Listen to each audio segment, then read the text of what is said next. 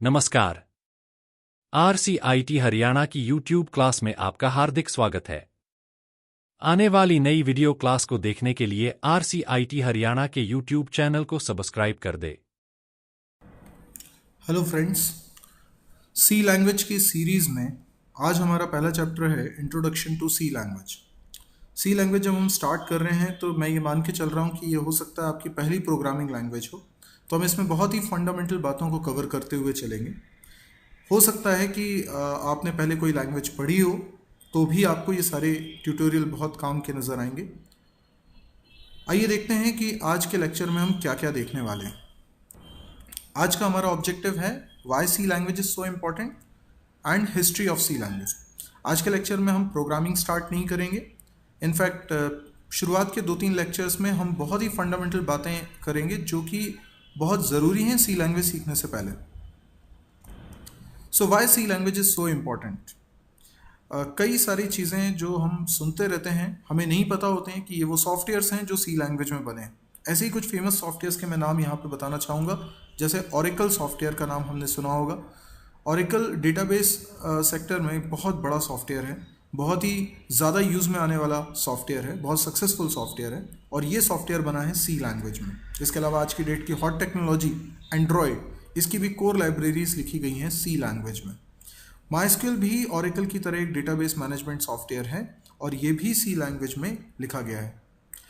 लगभग सभी device drivers सी language में लिखे जाते हैं। जैसे हमारे कंप्यूटर में बहुत सारे हार्डवेयर है और वो सब काम करता है बिकॉज कि उसके अंदर काफ़ी सारे प्रोग्राम्स हैं जो हार्डवेयर को ऑपरेट करते हैं। तो अलग अलग हार्डवेयर डिवाइस को चलाने के लिए अलग अलग प्रोग्राम लिखा जाता है जिसको हम बोलते हैं डिवाइस ड्राइवर। तो जैसे आप पेन ड्राइव अपने लैपटॉप या कंप्यूटर में कनेक्ट करते हैं तो USB पोर्ट में लगाते हैं, तब भी एक ड्राइवर इंस्टॉल होता है जिसके कारण आपकी पेन ड्राइव के कंटेंट को पढ़ा समझा जा सके। ये भी एक डिवाइस ड्राइवर है।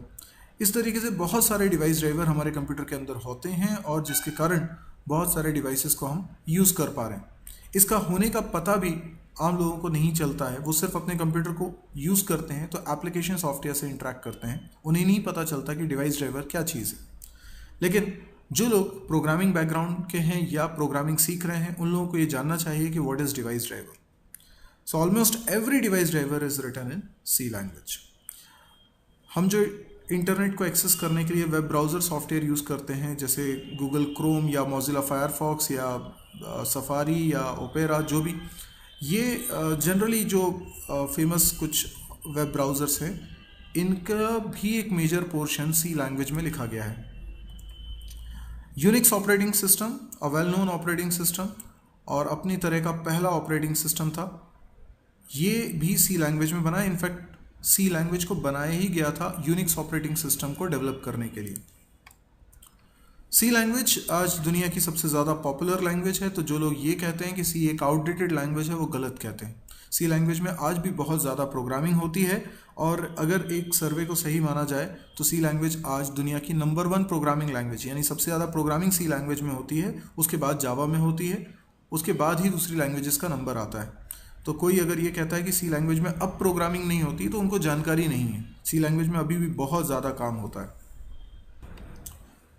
एक स्टूडेंट के पॉइंट ऑफ व्यू से सोचे तो सी लैंग्वेज का क्या इंपॉर्टेंस है। अगर आप अपनी प्रोग्रामिंग स्किल डेवलप करना चाह रहे हैं तो सी लैंग्वेज के ज़रिए आप उसको बहुत अच्छे से डेवलप कर सकते हैं। आमतौर पे प्रोग्रामिंग स्किल डेवलप होने का मतलब क्या होता है उसको समझते हैं। भाषा विचारों को व्यक्त करने का एक माध्यम है। तो यदि आप कोई भाषा सीखते हैं तो उससे आप अपने विचारों को व्यक्त कर पाएंगे, कह पाएंगे। लेकिन विचार आना भाषा पे निर्भर नहीं करता, यानी आप जो सोचते हैं वो आपके थॉट्स, उनको एक्सप्रेस करने का सिर्फ वो एक माध्यम है।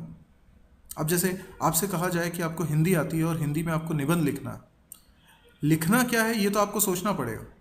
अगर आपके दिमाग में विचार आ जाए तो आप उसको लिख सकते हो क्योंकि आपको हिंदी भाषा आती है। तो हिंदी भाषा आना इस बात की गारंटी नहीं है कि आपको सोचना भी आता है। तो प्रोग्रामिंग स्किल का डेवलप होना मतलब आपको सोचना सीखना होगा। किसी प्रोग्राम को, किसी प्रॉब्लम को सॉल्व करना, कैसे सॉल्व करते हैं ये सोचना सीखना होगा। इसी को बोलते हैं प्रोग्रामिंग स्किल। और प्रोग्रामिंग स्किल डेवलप करने का सिर्फ एक ही तरीका है कि हम बहुत सारे प्रोग्राम्स बनाएं, तरह तरह के प्रोग्राम्स बनाएं और उसको हर तरीके से बनाने की कोशिश करें। सी लैंग्वेज में हम लगभग सभी प्रोग्रामिंग लैंग्वेजेस के फीचर्स को कवर करते हैं। सभी प्रोग्रामिंग लैंग्वेजेस में वेरिएबल्स का कॉन्सेप्ट होता है, इफ एल्स का कॉन्सेप्ट होता है, लूप का कॉन्सेप्ट होता है, स्विच केस का कॉन्सेप्ट होता है, फंक्शन का कॉन्सेप्ट होता है, एरे का कॉन्सेप्ट होता है। तो ये वो सारे कॉन्सेप्ट्स हैं जो हम सी लैंग्वेज में भी पढ़ेंगे। और सी लैंग्वेज में पढ़ने के बाद एक बार ये कॉन्सेप्ट्स हमें समझ में आ जाएंगे तो किसी दूसरी लैंग्वेज को सीखते वक्त हमें इन कॉन्सेप्ट को समझने की ज़रूरत नहीं पड़ेगी। हम सिर्फ ये सीख रहे होंगे कि इन कॉन्सेप्ट्स को उन लैंग्वेजेस में इम्प्लीमेंट कैसे करते हैं।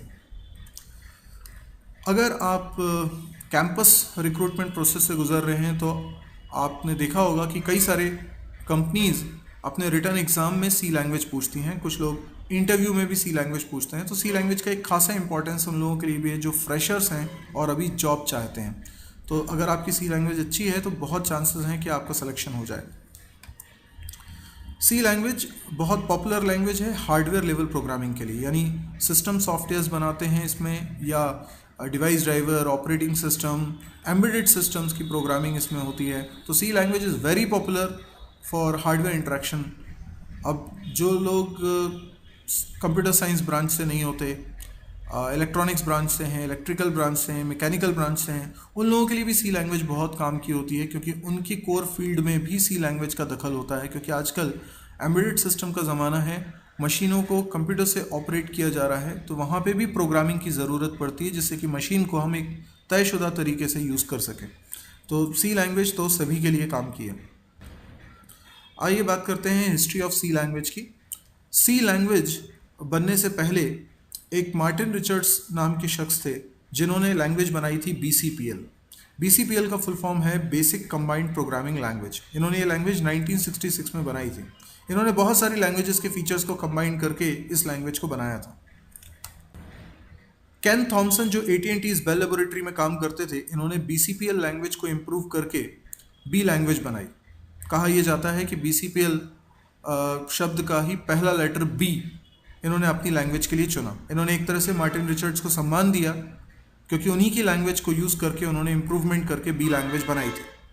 ये काम इन्होंने किया था 1969 में। मकसद था, ये एक ऑपरेटिंग सिस्टम बनाना चाह रहे थे और इस ऑपरेटिंग सिस्टम को बनाने के लिए उन्हें एक अच्छी लैंग्वेज की ज़रूरत थी और वो लैंग्वेज उन्होंने बनाई B लैंग्वेज। तो उन्होंने पहले B लैंग्वेज भी बनाई, बाद में ऑपरेटिंग सिस्टम भी बनाया और उस ऑपरेटिंग सिस्टम का नाम है यूनिक्स। AT&T बेल लेबोरेटरी में ही केन थॉमसन के साथ काम करते थे डेनिस रिची।